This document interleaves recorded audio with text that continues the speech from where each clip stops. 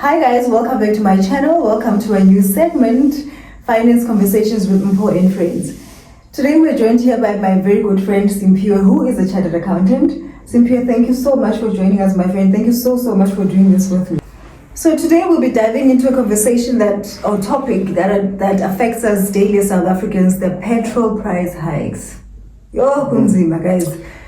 But before we go into that, I'd like for Simphiwe to tell us the route that he took, and also if you would advise anyone to follow the same career path. Okay, thank you, Mpo. I hope you're well. I hope your viewers are well as well. Thank you for this opportunity. Basically, I would advise people to join me as a chartered accountant. It's a very lucrative career path, very difficult though, but it's worth it at the end. I mean, you get exposed to so many industries, you get exposed to so many different types of businesses. You'll find that in future, you end up being your own boss in terms of, the business that you are exposed to. Yeah, so I definitely recommend it. Okay, awesome. Yeah, my friend, in terms of the route that I took, it was a very long route. Very tedious, very difficult, sleepless nights, weight loss. I can imagine. Yeah, but in total, it should take about 7 years, which includes 4 years academics and 3 years practicals. So in the 4 years of academics, it's 3 years of undergrad and then 1 year of postgrad. Then once you're done, you then go to a SAICA accredited institution or training office, whereby you train for 3 years. And in those 3 years, you write 2 major exams, which is the IAC, Initial Assessment of Competence, as well. And one is the Assessment of Professional Competence, which you do after 20 months of your training contract. Obviously, you would have had to pass the initial test. Then thereafter, once you're completed your 3 years, you can then register with SAICA and you get your certificate. Nice. Okay, let's get right into it. This topic that depresses everyone in South Africa at the moment. You and I have had these conversations quite a number of times off camera. Yeah. So I thought, why not have these on camera, on the channel? Yeah. Maybe someone out there will learn a few things. This is one of the topics that we recently spoke about because it just happened. We had one in April, now in May, and I also heard that there might be another one in June. Is that true? Because, dude, right now, my finances, they're going into ICU, and I know I say that a lot, but it's true. And I know, I'm sure most South Africans now, they're going through the same thing, guys. ICU. Finances. Is it going to happen though, Mara, in June? My friend, in all likelihood it looks like, because internationally these wars in the Middle East between those other guys and Iran, it's definitely gonna drive the prices up. Yeah, guys. The demand and supply will then necessitate that there'll be another increase. So, right now I want to cry. I want to cry. Like, I'm not gonna lie, it's tough. Yeah. But what causes these price hikes, so the fuel price hikes? Yeah, basically it's the supply and demand. If the supply is restricted in any way, the prices will have to go up in order to accommodate that. There's also our local problems here in terms of our refineries. We have 6 oil refineries, but only 2 are working at the moment, which then means we need to buy more of a finished product rather than buying crude oil and then processing it. So it's going to be more expensive. Also, there's the government levies on the fuel, which have an RAF levy in there. So those go up and they make up a huge chunk of that petrol price. There's also the rand-dollar exchange. We are quoted in dollars and we buy in rands, which then means if our rand gets weaker, the more expensive it's gonna get. Okay, Mnane, I've tried a lot of things trying to live, because kunzima. So I've tried not going out like I used to. I'm trying to save as much as I can. I'm trying to drive less, So how does these fuel price hikes affect us as South Africans? Because, dude, it's difficult. They affect everyone. Dude.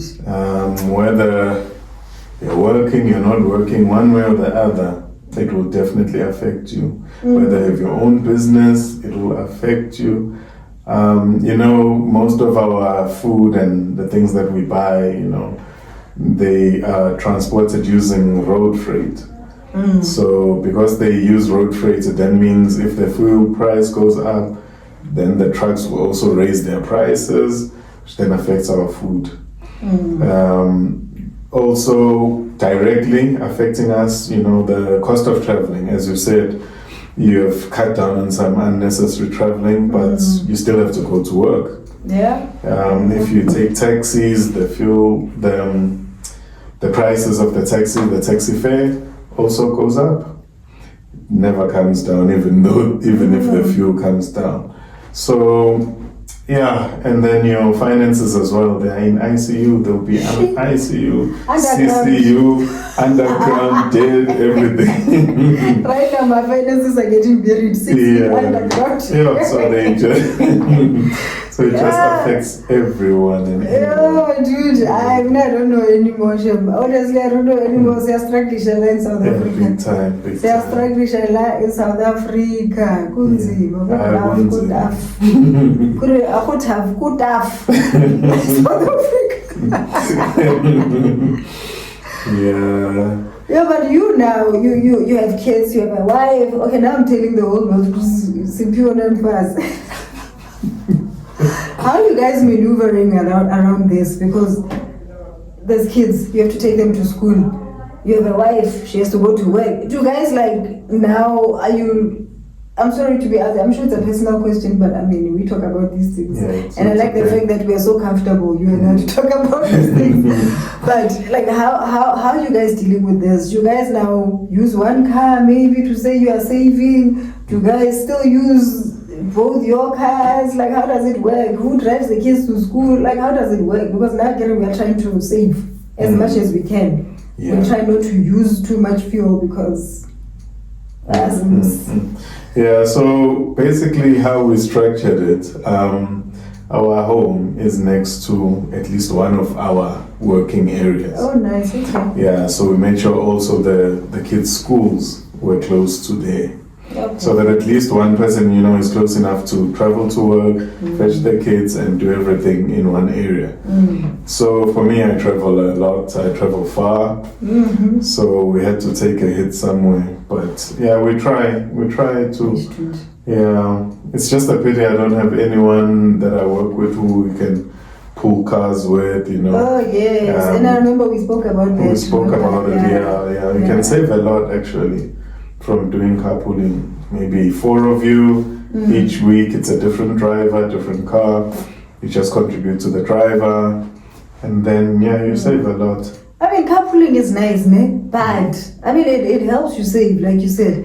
Mara, Inkinga is some of us, not really some of us. Sometimes when you leave work, often we are somewhere. You don't want to go straight home. Yes. You don't want to go straight home. I feel like carpooling is perfect. Yes, you're saving, but also innerly inconveniencing Anna to some extent. Because now you can't do whatever you want. That's true. You can't just decide today I'm going there after work. You must drop up. Then you sort yourself out. And then for us in finance, sometimes we report way into the night. And then what do you do in those circumstances? What? Like, it's not fair to expect other people, Exactly. to wait for you. Exactly. You can't inconvenience other people now because when you're working late. Yeah. Now they must wait for you. They can't give you pelangiti or petrol. So they're not going to leave you. That's another thing. Yeah. It's a good thing. Yes, you're trying to save, but also in a Yeah. So guys, we're interested in knowing your views on this topic. So please comment down below and let us know how this is affecting you, how much more fuel you're putting on your cars, and how it's affecting your budget monthly. Because guys, sure, I don't remember the last time I used petrol. And you remember in my previous video, my other video, I said that I get petrol. I don't like putting petrol, and I think it's because it's expensive, guys. Petrol. It's very expensive. Now I've said it good to me. I'm tired of petrol. But anyway, I say go love. Petrol just takes me to ICU myself. Just like my finances, I ICU. So go rough, go tough, but we continue. Doesn't wait for us. So my friend, do you have any more tips on how people can combat this into yenzakalala? Do you have any more tips? Money tips? Yes, my friend. It's difficult because we can't affect this. We can't do anything about the global prices. But we can try and manage our own budgets. Like how you said, you cut unnecessary travels. You can combine, trips into one rather than the car becoming cold and then you have to reignite, which eats up more fuel. You can change the way you drive as well. I know you're a lady of speed. You like speeding. Why are you telling people that I speed?